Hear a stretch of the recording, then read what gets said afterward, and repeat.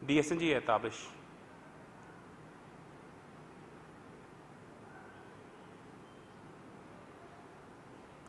ہاں جی اچھا چلے اگر آ گیا تو پھر مجھے ذرا کال کر لیجیے گا, میں آڈیو چیک کروا دیتا ہوں. ان کے امیر ہونے کی نشانی ہے لیٹ اٹھنا.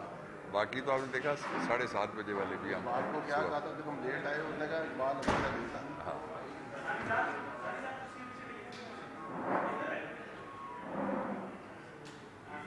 شروع کریں. الرحمن الرحیم. پاکستان تحریک انصاف دو بڑے معاملات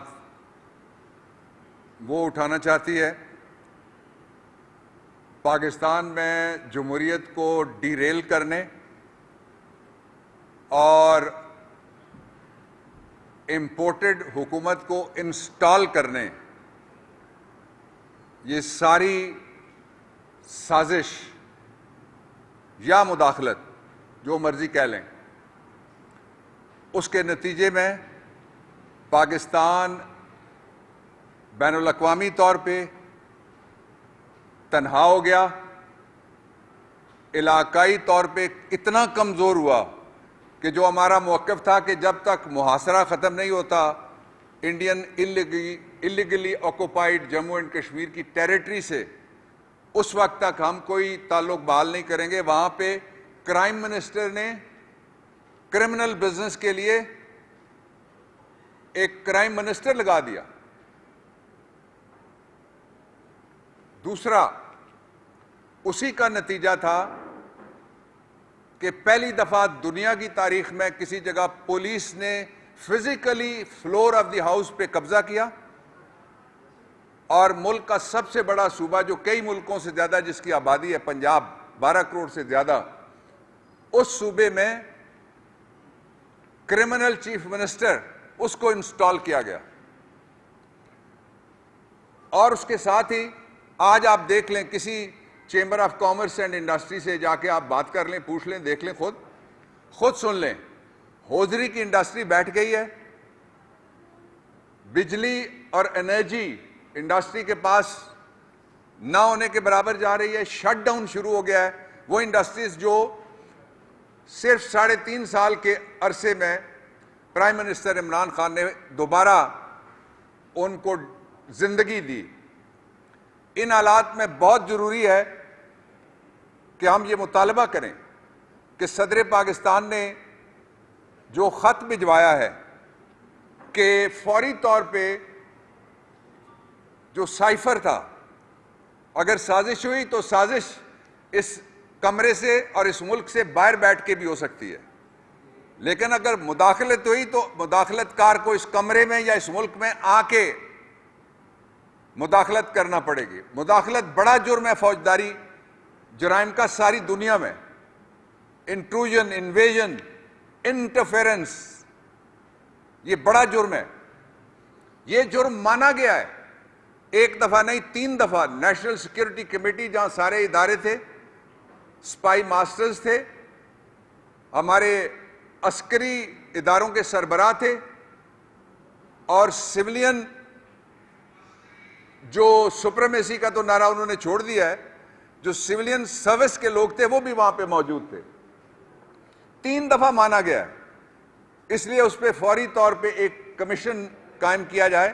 ہم درخواست کر رہے ہیں صدر صاحب کے خط کے اوپر, اور وہ کمیشن نشاندہی کرے کہ مداخلت اگر ہوئی ہے تو مداخلت کا سہولت کار کون تھا. اور یہ بہت سیریس بات ہے کہ دنیا کا 5واں ایٹمی ملک ہو, وہاں کوئی مداخلت کاری کرے.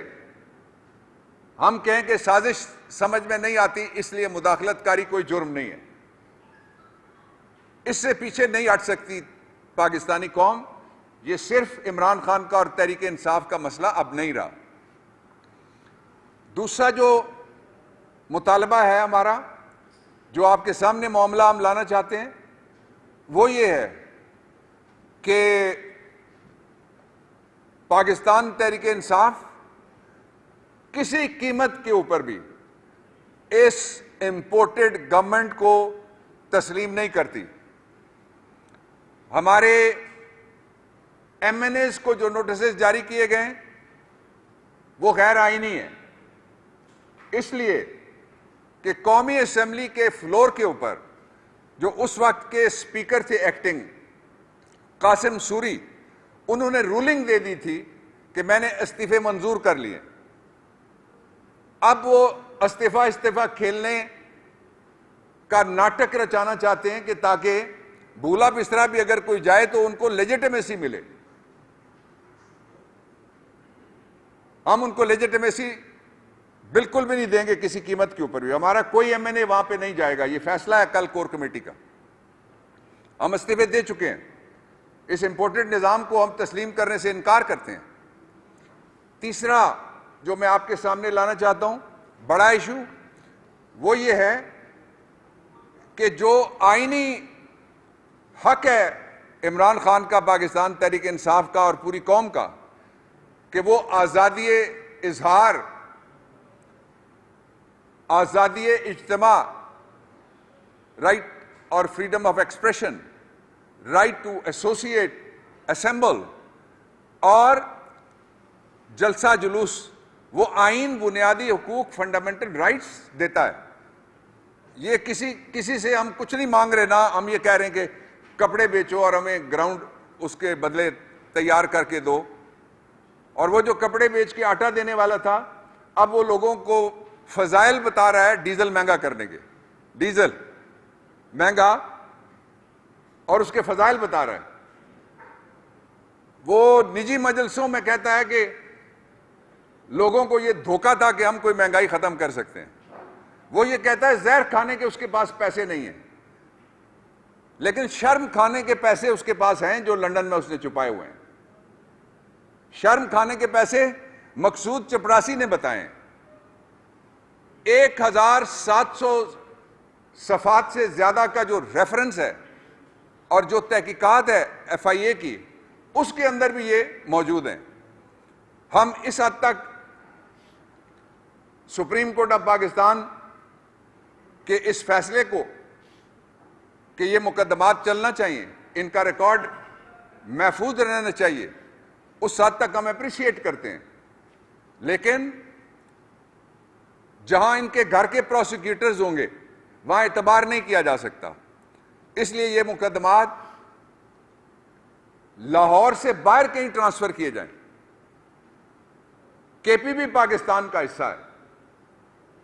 جہاں ان کی حکومت نہیں ہے وہاں یہ مقدمے ٹرانسفر ہونے چاہیے.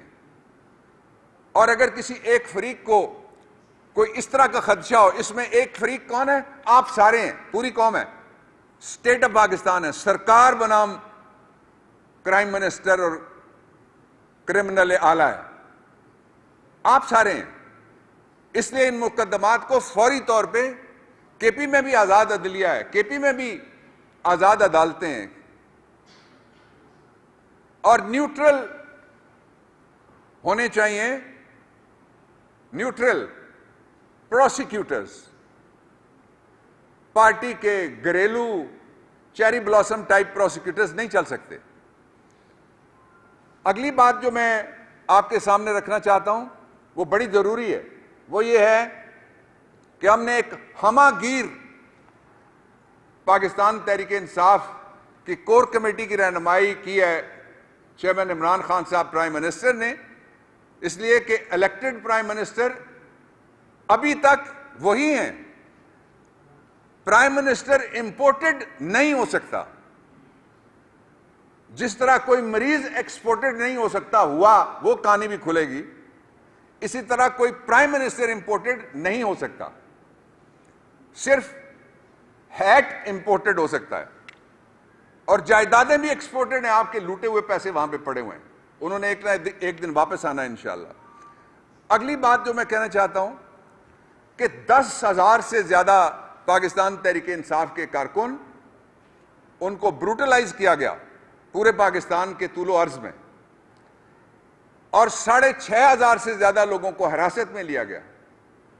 پاکستان کی تاریخ میں پہلی دفعہ وکلا پہ تشدد کر کے ویڈیو وائرل کی گئی. پاکستان کی تاریخ میں پہلی دفعہ وکیلوں پہ دہشت گردی کے پرچے ہوئے. میں مطالبہ کرتا ہوں اعلیٰ عدلیہ سے کہ ہم وہاں کھڑے ہو کے کبھی ایک طرف سے کبھی دوسری طرف سے انصاف پلیڈ کرتے ہیں, اور انصاف کی فراہمی میں بار ایسوسیشنز کا بہت بڑا رول ہے. اس لیے فوری طور پہ میں مطالبہ کرتا ہوں کہ وکلا کے اوپر دہشت گردی کے مقدمات ختم کیے جائیں, اور اس سلسلے میں جن بار ایسوسیشنز اور بار کاؤنسل نے جو قراردادیں پاس کی ہیں ان کی بھی ہم حمایت کرتے ہیں کہ یہ مقدمے فوراً ختم کیے جائیں, اور ان قومی جرائم پہ کرائم منسٹر کو معافی مانگنی چاہیے قوم سے. اور یہ جرائم نہ پاکستان بھولے گا, نہ پاکستان تحریک انصاف بھولے گی, اور نہ ہی قانون بھولے گا اور نہ ہی آئین بھولے گا. میں آخری بات آپ سے یہ کہنا چاہتا ہوں کہ جو خدشات prime minister of Pakistan chairman Imran Khan کی سیکیورٹی کے حوالے اور ان کی سیفٹی کے حوالے, یہ دونوں حوالے سے وہ خدشات ایک انہوں نے خود جلسے میں کہے جس کو ریٹریٹ ہم کر رہے ہیں, اور نئے شواہد بھی اس پہ ہمیں مل رہے ہیں, اور دوسرے وہ خدشات ہیں ان کی سیکیورٹی کے حوالے سے جس کے بارے میں ہم نے جب گورنمنٹ سے کہا تو انہوں نے مطالبہ کیا کہ خط لکھو. وہ خط ہم نے بھیجا, وہ میں نے ڈرافٹ کیا تھا اسد عمر صاحب کے ساتھ بیٹھ کے. ڈاکٹر شہباز گل صاحب نے وہ خط بھیجا تھا, ان کے نام سے گیا تھا وہ چیئرمین سیکریٹریٹ میں سے. اس کا جواب دینے کے لیے انٹیریئر سیکریٹری کے پاس وقت نہیں تھا, ایڈیشنل سیکریٹری کے پاس وقت نہیں تھا, جوائنٹ سیکریٹری کے پاس بھی وقت نہیں تھا, ڈپٹی سیکریٹری کے پاس بھی وقت نہیں تھا. 5 سے 7 لوگوں کے ایک گروپ کو جو لیڈ کرتا ہے بیوروکریسی میں, جو سب سے پہلے درجے کا گیزٹڈ آفیسر ہے جس کو سیکشن آفیسر کہتے ہیں, میرے لیے سارے برابر ہیں, یہ ان سے زیادہ کام کرتے ہیں جو شبہ اور رنگ بازی کر رہے ہیں. اس کے ذریعے سے ہمیں جواب دیا گیا جو مذاق تھا, جس کو ہم نے مسترد کیا. تو اس لیے پاکستان کو سری لنکا کے رستے سے بھی آگے لے جانے کی یہ کوشش کر رہے ہیں معاشی طور پہ. اور پہلے کہتے تھے کہ جب ملک میں تیل مہنگا ہو, پتہ نہیں یہ کیسے الفاظ بڑے سوچ سمجھ کے بھتیجی نے اپنے چچا کے لیے استعمال کیے, اور جلسے میں پوسٹر لہرا کے کہا کہ جب ملک میں تیل مہنگا ہو, پیٹرول مہنگا ہو, ڈیزل بھی مہنگا ہو, تو سمجھو کہ پرائم منسٹر چور ہے, کوٹ ان کوٹ.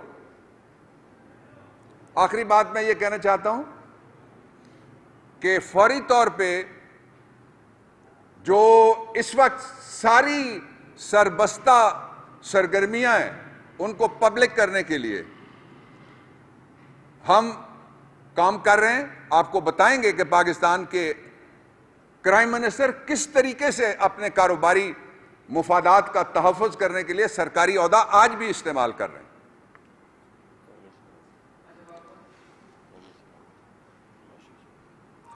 اور اس کا میں لیتا ہوں سوال, اس حوالے سے جو سب سے بڑا خدشہ ہے, سب سے بڑا خدشہ جس کا اظہار چیئرمین عمران خان نے کیا, اور انہوں نے درست طور پہ جو باقی سب نے ان سے پہلے مثال دی ہوئی ہے رشیا کی, کہ رشیا کے پاس جو آرمامنٹ تھا, رشیا کے پاس جو فائٹنگ مشین تھی, وہ تھی جس نے ہٹلر کو بھگا دیا تھا. لیکن ملک معیشت سے چل سکتے ہیں. معیشت قومی سلامتی کی پالیسی باقاعدہ آئی ہوئی ہے, معیشت قومی سلامتی کی پالیسی آئی ہوئی ہے. یہ امپورٹڈ کے آنے سے پہلے کی بات ہے. یہ motion of no confidence imported آنے سے بھی اور منظور کرانے کے لیے انسٹالیشن کرنے سے بھی پہلے کی بات ہے.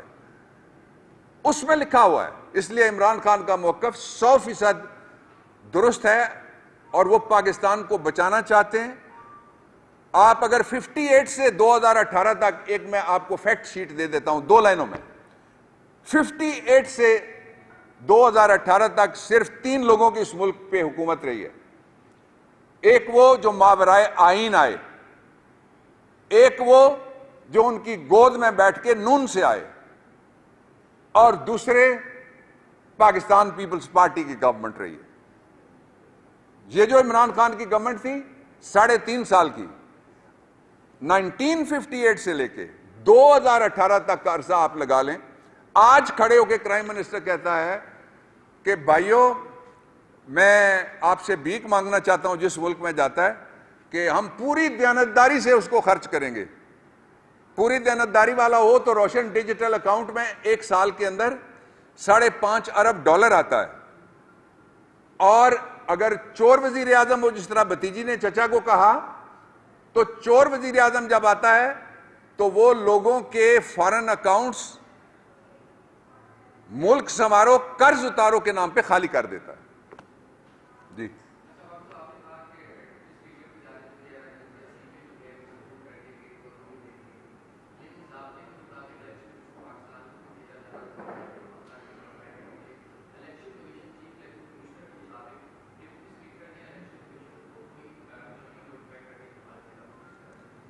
دیکھیے، جو نوٹیفیکیشن ہم نے دیے تھے اس پہ فیصلہ ان کا آپ نے دیکھ لیا.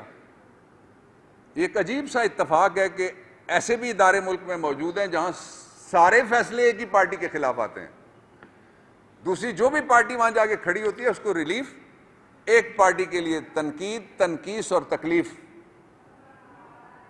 یہ تقسیم بڑی ظاہر ہے. اور پھر ان میں سے جو ایک ریفرنس ہے، آپ نے یاد دلا دیا مجھے، جو گیا ہوا ہے آرٹیکل 209 میں. 209 میں ججز کانسٹیٹیوشنل کورٹ کے ریموو ہوتے ہیں.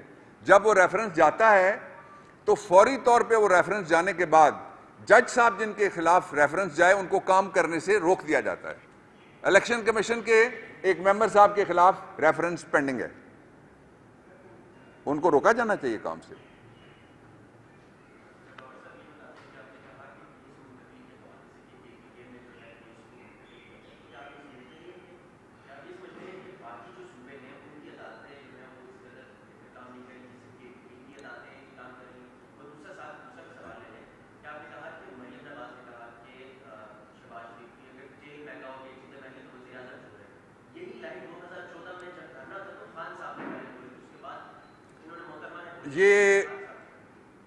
یہ آپ کا سوال جو بنیادی طور پہ پہلا میں اس کو ایڈریس کروں، ہم نے کیوں کہا کہ لاہور سے باہر نکالے جائیں؟ ہمیں اعتماد ہے پورے پاکستان کی عدلیہ پہ اور ہم ساری جگہ پیش ہو رہے ہیں. آپ نے دیکھا نہیں، اسد عمر میرے ساتھ 3 عدالتوں میں 4 عدالتوں میں ایک دن میں پیش ہوئے ہیں جا کے. عمران خان وہ جس طرح ہمارے اولون السابقون جا کے عدالتوں کے سامنے کھڑے ہوتے تھے، پشاور ہائی کورٹ میں وہ کھڑے ہو گئے. 26 تک ان کی بیل ہے، اس کے بعد ہم کریں گے. جو میں کہنا چاہتا ہوں نقطہ یہ ہے کہ کسی اور صوبے میں کوئی پروسیکیوٹر مرا، کسی اور صوبے میں کوئی تفتیشی مرا، کسی اور صوبے میں اگر گواہ مرے تو وہ صرف کراچی تھا. اگر وہ مقدمے بھی ان میں سے ایک جو ٹرانسفر ہو گیا تھا ایس ایچ او، ساری دنیا کو اس کا نام پتا ہے، وہ جو اسلام آباد ٹرانسفر کیا گیا تھا کسی محکمے میں، وہ بچ گیا. باقی لوگ کہتے ہیں کہ 64 تھے جنہوں نے آپریشن میں حصہ لیا تھا. یہ اس سے بڑا آپریشن ہے. وہ گلیوں محلوں میں رہنے والے ملزم تھے، یہ محلات میں بسنے والے ملزم ہیں. جی وہ میں کہہ چکا ہوں جو ہمارا موقف ہے. جی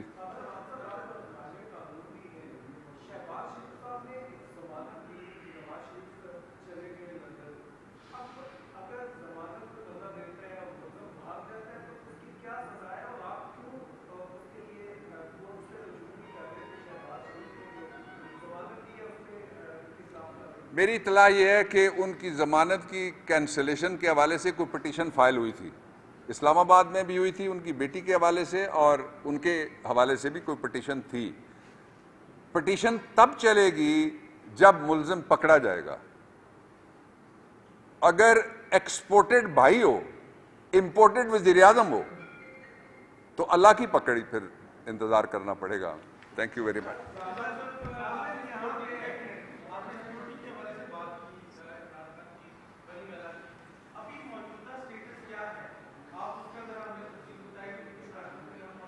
ہم جتنی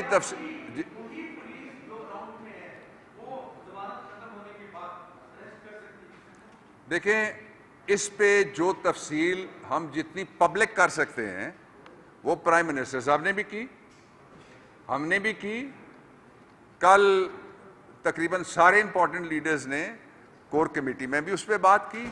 جو تفصیل ہم پبلک نہیں کر سکتے اس کی وجوہات ہیں, اس لیے اس کو ہم فی الحال نہیں بیان کریں گے, شاید وقت آ جائے بیان کرنے کا. Thank you.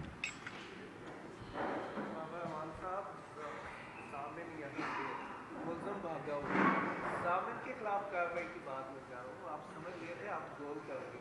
نہیں, میں نے تو اب کیمرے سن رہے ہیں تو ضرور میں کہنا چاہتا ہوں کہ میں نے آن ریکارڈ مخالفت کی کہ 8 ارب 40 کروڑ روپے رقم عدالتی فیصلے سارے ہی آتے ہیں, جتنی رقم ہے اتنا مجھے لگا, لیکن 50 روپے کا مجھے لگا میں نے